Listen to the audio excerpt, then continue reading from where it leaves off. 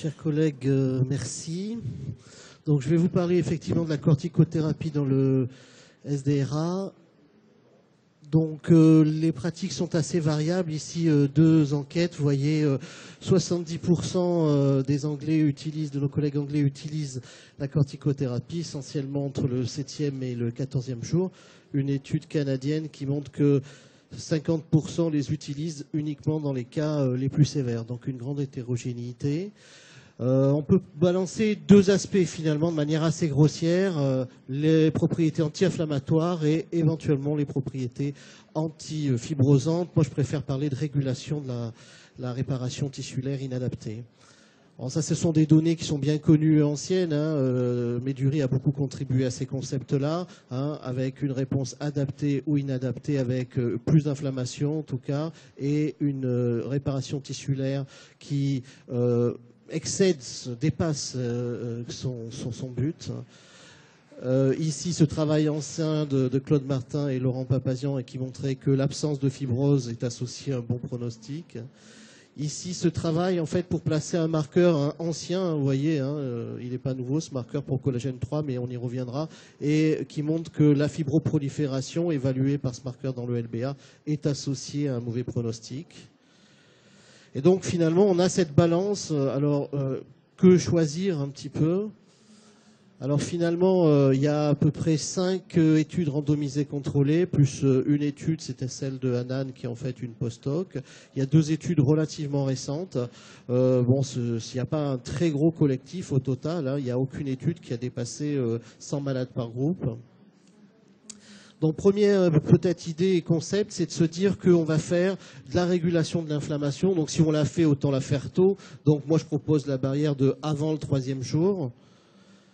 Et donc, c'est cette étude, c'est la 2e étude de Médurie, pas la première, un CHEST 2007, des SDRA de moins de 3 jours, 1 mg kilo, la perfusion continue, un sevrage sur 28 jours, 63 et 28 malades inclus, et un effet, on va dire, physiologique avec une amélioration des malades dans le groupe corticothérapie et une réduction, une amélioration du nombre de jours sans ventilation mécanique et vivant, et un signal sur la mortalité en faveur de la corticothérapie. Retrouvé sur cette courbe de Kaplan-Meier, vous voyez avec, malgré la distance entre les courbes, un Kaplan Lagrange qui ne passe pas. 2e étude, donc le post-hoc de l'étude assez connue sur le choc septique, fludrocortisone et hémisuccinate d'hydrocortisone de Gilali Hanan. Et là, on voit un traitement de 7 jours seulement.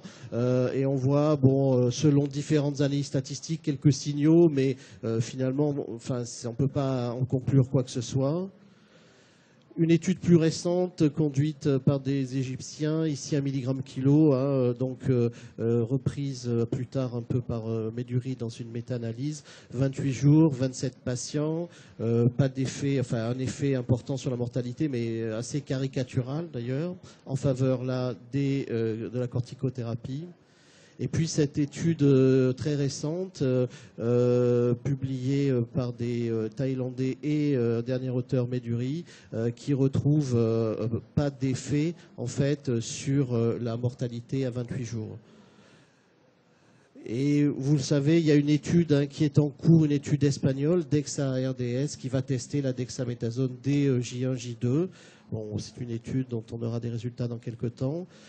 Alors finalement, 2e concept, c'est de se dire qu'on va peut-être, après la phase initiale, peut-être un tout petit peu plus tardivement, réguler la réparation tissulaire pulmonaire. Alors à ce stade, il y a toujours de l'inflammation, et donc on va réguler de l'inflammation de toute façon si on met des corticoïdes, mais on va essayer d'avoir un effet régulation des phénomènes de prolifération et de fibroprolifération notamment.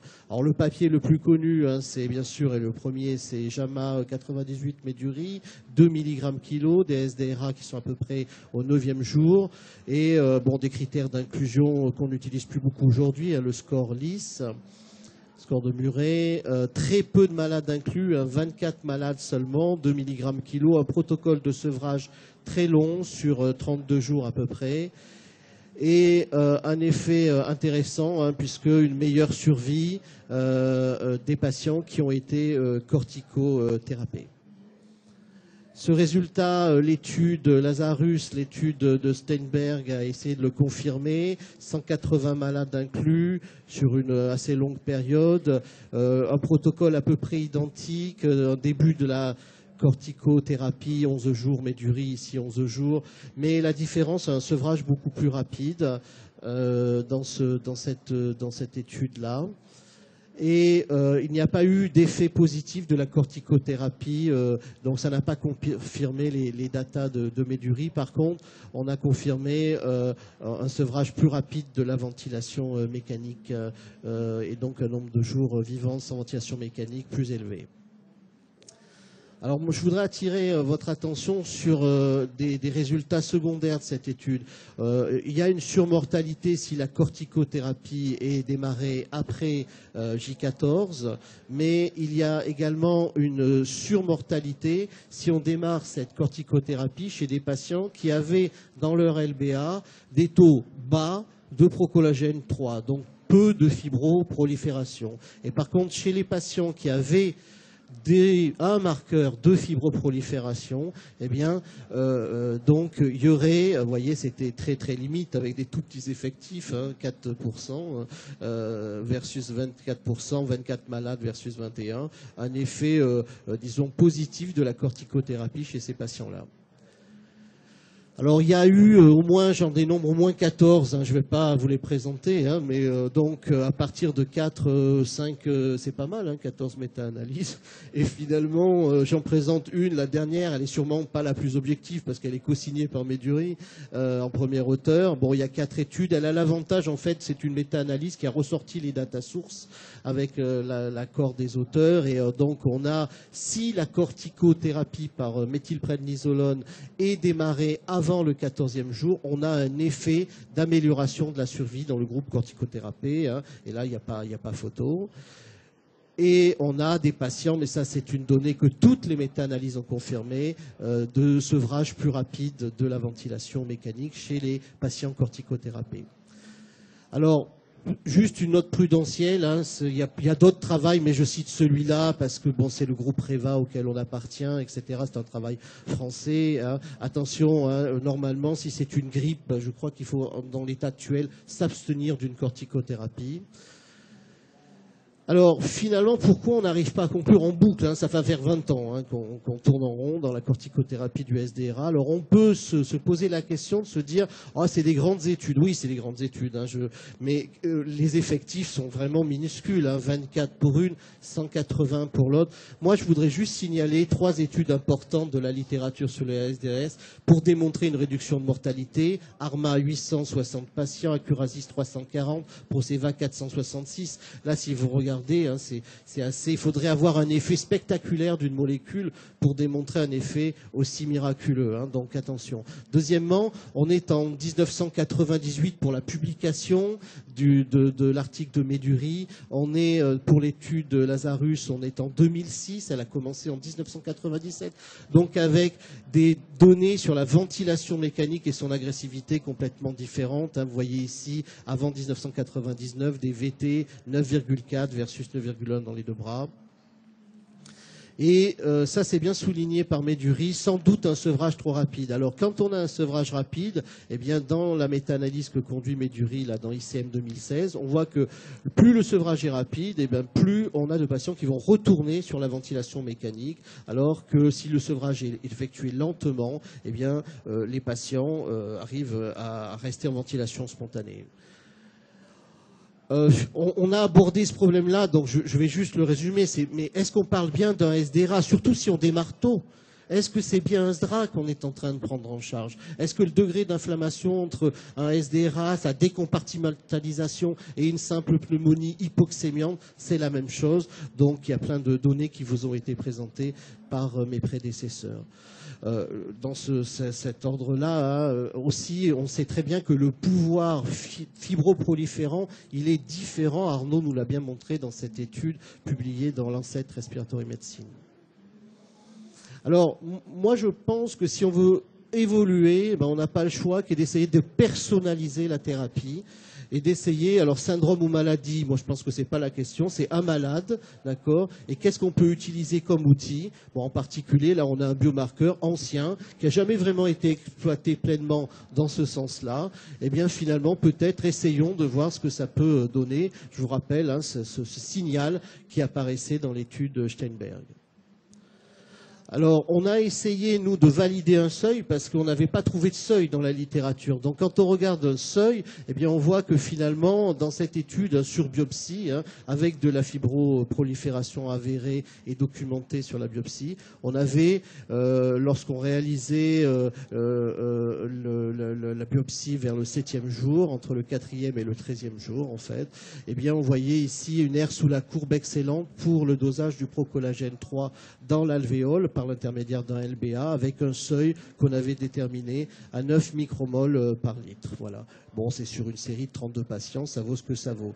Donc, pour ma part, je pense que finalement, la corticothérapie pour le SDRA, il y a peut-être 3 entités à prendre en compte. La première, la phase précoce, et à ce moment-là, on est dans une logique très claire d'immunomodulation.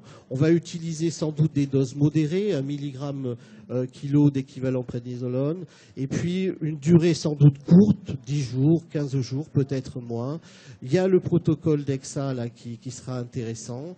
Le sevrage, sans doute, il est rapide, voire peut-être sur des durées courtes on-off.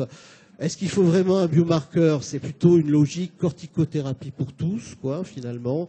En tout cas, la règle de tout ce qu'il faut pour bien ventiler un SDRA est indispensable. Je pense qu'on aura des résultats grâce aux équipes espagnoles intéressants. Je vais aller à l'autre bout, c'est après 14 jours, après J15, c'est sans doute, il fallait y penser avant, quoi. Voilà. Et de toute façon, ça veut dire aussi qu'on a laissé finalement le temps passer pendant 15 jours. C'est un peu le reproche que tout à l'heure certains orateurs faisaient en disant finalement à la fin on finit par faire un LBA, un scanner, un peu en désespoir de cause. Bon, à ce moment-là c'est souvent trop tard. Là, ça sera peut-être certaines molécules à venir, peut-être antifibrosantes. Il y a une surmortalité en tout cas dans l'étude Sternberg lorsqu'on met la corticothérapie après le 14e jour. Donc ce n'est pas recommandé actuellement. On pourra peut-être utiliser des biomarqueurs. Est-ce que c'est le procollagène? Peut-être. Voilà, je ne sais pas. Je pense que c'est un large champ d'investigation, mais c'est rare comme catégorie de patients. Par contre, donc, on peut avoir cette phase-là, la phase proliférative, on va dire fin de première semaine, deuxième semaine du ARDS. Là, on va avoir à la fois un effet, on veut avoir un effet sur l'immunité, sur l'inflammation pulmonaire et systémique. On veut réguler les phénomènes de fibroprolifération. Bon, une molécule, pourquoi pas, elle a bien été documentée, on connaît sa tolérance et elle n'est pas chère, la méthylprednisone. Le sevrage prolongé, c'est sans doute une donnée très importante. Il faut personnaliser le traitement et donc d'où l'usage, à mon sens, la clinique ne suffit pas, la compliance ne suffit pas, l'aspect radiologique ne suffit pas. Et je crois qu'il faut utiliser à ce moment-là le procollagène. Actuellement, on essaye avec nos amis radiologues sur une série rétrospective de valider le scanner par rapport au procollagène. Et donc, on a déposé un PHRC national qui a été accepté. C'est l'étude ProCoco qui randomisera les patients en placebo versus le protocole Meduri et qui aura pour but de démontrer si cette stratégie-là est la meilleure. Je vous remercie de votre attention.